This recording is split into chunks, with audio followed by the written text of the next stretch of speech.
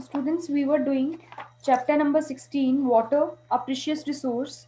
तो इसमें सबसे पहले हमने वाटर की इंपॉर्टेंस के बारे में, how much water is present on earth and amount of water that we can use out of the total water that is contained on earth. उसके बाद we have studied about the three forms of water and the water cycle and groundwater as an important source of water. इसमें हमने various definitions like aquifer, infiltration, water table, surface water, groundwater के बारे में पढ़ा था. And finally, we have discussed about depletion of water table and the reasons for this depletion. Increasing population, agricultural activities बढ़ गई हैं, industries जो हैं वो बढ़ गई हैं, उसकी वजह से पानी का जो लेवल है अंडर द ग्राउंड वो धीरे धीरे कम हो रहा है. Next is the distribution of water, article number 16.5 on page number 199. तो distribution of water का मतलब क्या है कि how water is distributed, how rainfall is distributed in our country. तो इसके लिए on page number 200 आपके पास एक मैप गिवन है इंडिया का, जहाँ पे एनुअल रेनफॉल के बारे में बताया गया है and it is in centimetres. तो जैसे आप ग्राफ आपने सोशल साइंस में भी बनाए होंगे, तो डिफरेंट कलर्स जो है वो डिफरेंट रेंज को रेफर करते हैं. 0 to 20 very light blue, 20 to 40 greyish blue, then थोड़ा सा डार्क ब्लू 40 to 60, ऐसे ऐसे उनके कलर्स वेरी करेंगे. तो उस बेसिस पे यहाँ पे पूरा मैप बनाया गया है. सो देर आर सम प्लेसेस जहाँ पे 0 to 20 सेंटीमीटर की साल भर में रेनफॉल होती है, but there are some places also जहाँ पे बिल्कुल पर्पल कलर है. पर्पल कलर का मतलब क्या है कि अबव 400 सेंटीमीटर्स, मतलब बहुत ज़्यादा रेनफॉल होती है. You can see the north east of India, यहाँ पे मेघालय, असम ऐसे रीजन्स लाई करते हैं, और the western coast of India. ठीक है, वेस्टर्न कोस्ट यहाँ पे भी बहुत ज़्यादा बारिश होती है. रेस्ट आप देख सकते हो, दिस इज द पोर्शन. ठीक है, जहाँ पे अच्छी अमाउंट ऑफ बारिश रेनफॉल होगी, but there are some few places of Punjab, Gujarat and Rajasthan जहाँ पे बारिश बहुत कम होती है. It is lying about 20 to 40 और 0 to 20 सेंटीमीटर्स पर ईयर. तो वाटर का डिस्ट्रीब्यूशन हमारे इंडिया में बिल्कुल सेम नहीं है. Some places have good amount of rain and are water rich. On the other hand there are desserts which have scanty rainfall. तो India is a vast country and rainfall is not the same everywhere. Some regions have excessive rains while some have very little rainfall. So excessive rain cause floods whereas absence of rains cause droughts. तो कुछ regions हमारी country में floods के साथ and वहाँ पे floods आते हैं, एंड कुछ रीजन्स में बिल्कुल बारिश नहीं होती एंड वो ड्रॉट से सफ़र करते हैं. तो एट द सेम टाइम एक टाइम पे एक जगह पे आई होगी और सेकंड जगह पे बिल्कुल बारिश ना होने की वजह से वहां पे ड्रॉट जैसी सिचुएशन अक्कर हो जाती है.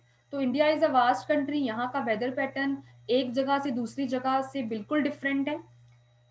So please locate your self in the map कि आप किस प्लेस पे लाई करते हो. एंड सबसे ज़्यादा इंडिया में एंड इवन वर्ल्ड में सबसे ज़्यादा जो रेनफॉल होती है वो जो प्लेस है वो हमारी इंडिया में है, that is in Meghalaya, that is Mawsynram. तो वहाँ पे बहुत ज़्यादा रेनफॉल अक्कर होती है. एवरेज जो रेन होती है इंडिया में उससे 10 times मोर रेन उस अकेली प्लेस पे मौसिन राम में एवरी ईयर अक्कर होती है. So there is a variety of rainfall that is that lies in India. तो कई जगह पे तो प्रॉपर रेनफॉल है, रेगुलर सप्लाई है वाटर की, बट कई जगह पे वाटर सप्लाई को रेगुलेट करने के लिए, और वैसे भी ये हर जगह में पाया जाता है आजकल, जैसे मॉडर्न टेक्निक्स आ गई हैं और आजकल हमारे घरों में टैप में वाटर आ रहा है, तो it is only because of the well defined water system. ठीक है, तो जो सिविक अथॉरिटीज़ होती हैं, म्यूनसिपल कॉरपोरेशंस हैं या वाटर बोर्ड्स हैं, वो वाटर को सप्लाई करते हैं थ्रू दी पाइप्स. ठीक है, and it will reach each and every destination. So आपने देखा होगा, अगर आप न्यूली कंस्ट्रक्टेड बिल्डिंग में जाओ तो अगर वहाँ पे फ्लोर बन रहा होगा तो वहाँ पे आप देख सकते हो कि पूरा एक नेटवर्क बिछा हुआ है पाइप्स का अंडर द ग्राउंड. तो वो जो पूरा कनेक्शन है वो पूरे घर में जाएगा, उस वजह से आपको अच्छी अमाउंट में पानी हर टैप में मिल जाएगा because of the well defined water system. So but यहाँ पे पाइप्स होती हैं, बट यहाँ पे अब बात की गई है कि वाटर की मिसमैनेजमेंट कैसे हो रही है. तो अंडर द ग्राउंड, अगर कोई पाइप है बीच में लीकेज आ जाती है तो उस प्लेस से क्या होगा, वाटर विल फ्लो आउट, तो वाटर गश करेगा आउट ऑफ द पाइप्स। सो इससे भी बहुत सारा पानी वेस्ट हो सकता है। So it is the responsibility of the civic authorities कि वो ऐसी वेस्टेज जो हमारा प्रीशियस वाटर है तो इसकी वेस्टेज से बचाना चाहिए, उन जो लीक्स को इमीडिएटली फाइंड करके वहाँ पे प्रॉपर उसको फिक्स कर देना चाहिए। उसके बाद mismanagement of water civic authorities की ही अकेली की रिस्पॉन्सिबिलिटी नहीं है, बट हमारी इंडिविजुअल लेवल पे भी बहुत सारी रिस्पॉन्सिबिलिटीज़ है। For example we people do कि हम जब ब्रश करते हैं तो ऐसे ही जो टैप है वो खुली रहेगी, बादिंग करते के टाइम, कुकिंग के टाइम पे। सो कोई भी हम अगर अपनी डेली लाइफ एक्टिविटी कर रहे हैं तो उसमें बहुत सारा पानी हम वेस्ट भी कर देते हैं, जितना यूज कर रहे हैं उससे ज्यादा कहीं वेस्ट हो जाता है। और इवन जो पाइप्स हमारे घर में लीक कर रहे हैं उसमें से अगर वो ड्रॉप बाय ड्रॉप भी पानी लीक कर रहा है तो उसमें भी बहुत सारा पानी वेस्ट हो जाएगा। हमें लगेगा कि ड्रॉप ड्रॉप ही पानी गिर रहा है उससे क्या होगा, बट नो, एक्चुअल में बहुत सारा पानी इससे वेस्ट हो जाता है। So leaking tap is another source of huge water wastage. So we हमें पानी को वेस्ट नहीं करना चाहिए। अगर ऐसी कोई भी प्रॉब्लम है, एक तो हमें अवेयर रहना चाहिए कि कहीं पे अगर कोई टैप खुली हुई है तो ये किसी का फर्ज नहीं है, ये हमारी रिस्पॉन्सिबिलिटी है कि हम उस टैप को बंद करें। एंड जो भी अगर पाइप में अगर हमारे घर में कोई लीकेज अगर हो रही है तो उसे इमीडिएटली फिक्स करवाना भी ये हमारी ड्यूटी बनती है। उसके बाद अगर लार्ज लेवल पे वाटर को सेव करना चाहते हो तो ये आपने सिक्स क्लास में भी पढ़ा था, that is rain water harvesting और water harvesting simply we can say. तो उसको बचाने के लिए रेन वाटर को हम कलेक्ट कर सकते हैं अबव दी टेरेस, जो हमारे घरों के टेरेस होते हैं उस पे पाइप सिस्टम लगा के जो वाटर है वो रेन वाटर है वो पाइप्स के थ्रू एक स्टोरेज टैंक में कलेक्ट हो जाएगा और इस वाटर को हम डिफरेंट पर्पसेस के लिए यूज कर सकते हैं। तो हम रेन वाटर को यूज कर रहे हैं टू मतलब अपने और काम करने के लिए। अदरवाइज ये वाटर जो रेन वाटर था वो वेस्ट हो जाता, वो ऐसे ही वेस्ट तो उस हो जाता। तो इस पानी को यूज सब करने के लिए हम रेन वाटर हार्वेस्टिंग भी कर सकते हैं। उसके बाद यस उसके बाद एक कंसेप्ट आया बावड़ीज का। सो वी बहुत सारी ओल्ड प्लेसेस में ये बावड़ीज देखने को मिलती हैं। फॉर एग्जांपल राजस्थान के जो पुराने फोर्ट्स होते थे, अगर आप कहीं घूमने जाओ राजस्थान में तो आपको ये बावड़ीज देखने को इजीली मिल जाएगी। तो बावड़ी एक ट्रेडिशनल वे था कि हम वाटर को कैसे कलेक्ट करेंगे। ठीक है, तो ऐसी एक नॉर्मल जो हाइट थी लाइक फ्लोर की उससे डीप ऐसा एक एरिया बनाया जाता था, उसमें स्टेयर्स बनाई जाती थी जरूर। तो वहां पे जो रेन वाटर था वो कलेक्ट हो जाता था और उस पानी को यूज अप करने के लिए स्टेयर्स बनाई जाती थी ताकि जो वहां के लोग हैं, उस प्लेस के लोग हैं, वो नीचे जाके पानी को यूज कर सके। बट जैसे जैसे टाइम ऐसे आगे डेवलपमेंट होती गई तो इन बावड़ीज का जो इम्पोर्टेंस थी वो खत्म होती गई।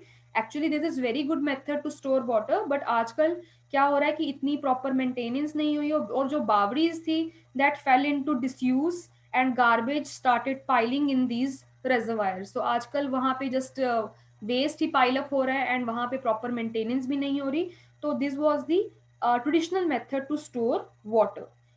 However, because of the acute water shortage, people in these areas have had to rethink. The Bawdis are being revived. Today, the situation is that, in spite of scanty rains, these places are managing their water needs well. अगर वहाँ की जो places थी जहाँ पे बावड़ीज थी, obviously वहाँ पे रेनफॉल कम होगी तभी उन्होंने बावड़ीज बनाई हैं। तो आजकल भी वहाँ पे रेनफॉल कम है, जैसे मैंने अभी आपसे राजस्थान के बारे में बात की है तो वहाँ पे अभी भी रेनफॉल कम है।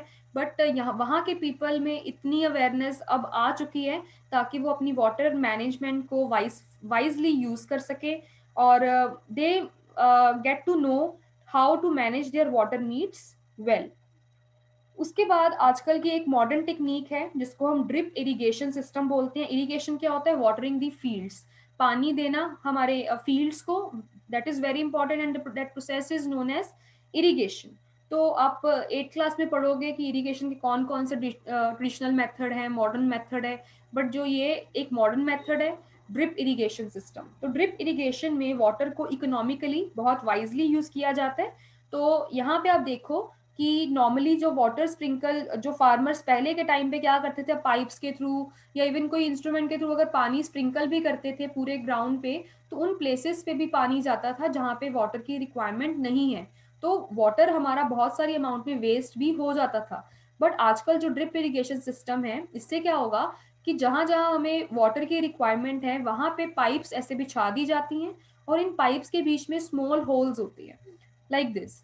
और दिस ये जो सारी पाइप्स हैं एक पंप के थ्रू कनेक्टेड होती हैं। जहां से वाटर की सप्लाई होगी तो वो हम पंप की सेटिंग कर सकते हैं कि हमें कितना वाटर चाहिए उस ड्रॉप में, उस होल में से बाहर आने के लिए। तो हम उसकी सेटिंग करके हम अपनी रिक्वायरमेंट के अकॉर्डिंग वाटर की स्पीड को वहां पे हम सेट कर सकते हैं, और वो ड्रॉप वाइज ड्रॉप या जैसे भी वो जो वाटर है वो नीचे गिरता जाएगा, and it lies very close to the ground. तो ग्राउंड के वो बहुत पास है, तो सीधा ग्राउंड में जाएगा पानी, और बिल्कुल भी वेस्टेज भी नहीं होगी। सो वाटर को इकोनॉमिकली यूज करने का सबसे बेस्ट मेथड है इरिगेशन का, that is drip irrigation system. यहाँ पे नैरो ट्यूबिंग्स होती हैं जो डिलीवर करती हैं वाटर को directly at the base of the plant, बिल्कुल प्लांट के बेस पे ये वाटर को वी कैन से वाटर इस पे पोर होता है। Next is what role you can play. तो आप अपने लेवल पे क्या रोल प्ले कर सकते हो वाटर को कंजर्व करने के लिए। Make every drop of water count, no water no life. So पानी नहीं होगा तो लाइफ भी पॉसिबल नहीं है। तो आप अपने लेवल पे क्या कर सकते हो, पहली बात तो ब्रशिंग करते वक्त, बादिंग करते वक्त, कोई भी अगर आप डेली एक्टिविटी कर रहे हो, अपने टैप्स को प्लीज बंद रखिए, टर्न ऑफ टैप्स। जब यूज है सिर्फ तभी आप पानी उसमें से लीजिए। Mop the floor instead of washing. रोज घर को के फ्लोर को साफ पानी से साफ करने से अच्छा है कि आप रोज मॉप करो, उससे बहुत सारा पानी सेव हो जाएगा। इसके अलावा wash full loads of cloth. ऐसे नहीं कि टू टू क्लोथ्स करके आप वॉश कर रहे हो इन द वॉशिंग मशीन, तो वो ज्यादा पानी ग्रैब करता है, वो ज्यादा पानी उसमें से लेगा। तो अगर 2-3 दिन के जैसे अगर आपके पास फुल क्लोथ्स हो जाए, ठीक है, फुल अगर आप लोड है क्लोथ्स का, तभी वॉश करने चाहिए। Take shorter showers obviously. Brushing करते वक्त टैप ऑफ कर देना चाहिए। अगर कोई लीकी पाइप्स हैं, टैप्स हैं हमारे घरों में, उनको इमीडिएटली फिक्स करवाना चाहिए। Even water your plants with watering can. जो स्प्रिंकलर्स होते हैं उनकी हेल्प से ही, अगर आपको शौक है वाटरिंग का, गार्डनिंग का, देन वो यूज करने चाहिए। डायरेक्ट पाइप से नहीं पानी डालना चाहिए, बिकॉज पाइप से बहुत सारा पानी वेस्ट भी हो जाता है। एंड अगर कार वॉशिंग करनी है तो पहले तो कोशिश करनी चाहिए with a wet cloth and dry cloth की मदद से आप कार को साफ करिए। अदरवाइज अगर बहुत ज्यादा है तो अगर आपको करनी ही है देन उसके आपने पाइप से नहीं कभी भी साफ करना, बकेट लो, क्योंकि बकेट से हमें आइडिया रहेगा कि हम कितना पानी यूज कर रहे हैं। So use a bucket for car wash instead of the pipes, तो उससे भी पानी हमारा बहुत अमाउंट में सेव हो सकता है। तो इंडिविजुअल लेवल पे that is your duty to save and conserve water maximum. Next is effects of water scarcity on plant. That means humans के अलावा, एनिमल्स के अलावा प्लांट्स पे भी बहुत ज्यादा इफेक्ट पड़ता है वाटर स्कार्सिटी का। तो आपने देखा होगा कि आपने चैप्टर 1 में आपको बताया था मैंने, दैट इज एंड ट्रांसपोर्टेशन के चैप्टर में भी था, दैट जाइलम एंड फ्लोएम के बारे में, द वेस्कुलर टिश्यूज, उसके बारे में ये था कि जो जाइलम है वो वाटर को, वो मिनरल्स को रूट से वाटर में मिक्स करके ऊपर की तरफ लेके जाएगा। जो न्यूट्रिएंट्स है वो एज सच नहीं जा सकते। एंड वाटर भी बहुत जरूरी है प्लांट की ग्रोथ के लिए। अगर वाटर ग्राउंड में कम होगा तो मिनरल्स भी वहां तक नहीं पहुंच पाएंगे, जो जो जो जरूरी न्यूट्रिएंट्स हैं जिससे वो फूड की प्रिपरेशन करते हैं वो भी नहीं ज्यादा हो पाएगी, और वाटर की रिक्वायरमेंट भी प्लांट्स की पूरी नहीं होगी। अल्टीमेटली क्या होगा, अगर उनको पानी प्लांट्स को अवेलेबल नहीं होगा, देन उनकी जो ग्रोथ होगी वो इफेक्टिव नहीं होगी, स्टंटेड ग्रोथ होगी, फूड प्रोडक्शन कम होगी, डिसीज लग जाएगा प्लांट्स को। उसके बाद फाइनली ग्रीन कैरेक्टर जो हमारे प्लेनेट का है वो लॉस होगा, प्लांट्स कम हो जाएंगे, plants will die off. So this में एंड ऑल लाइफ। पूरी पूरी लाइफ कैसे एंड होगी, बिकॉज अगर प्लांट्स नहीं होंगे दैट मीन्स फूड नहीं होगा। तो फूड नहीं होगा प्लस ऑक्सीजन भी नहीं होगी, तो इनफ रेन भी नहीं होगी, because you know trees bring rain. तो and such innumerable other problems may occur because of the water scarcity on plants. Plants में भी जैसे एनिमल सफर करते हैं, प्लांट सफर करते करेंगे, वैसे ही प्लांट जैसे ह्यूमंस एंड एनिमल्स करते हैं वैसे ही प्लांट्स भी इस जो वाटर स्कार्सिटी की प्रॉब्लम से सफर करेंगे। So that was all about this chapter. So if you have any doubt in this part, you may raise your hand and ask your doubts. Otherwise, this chapter is completed.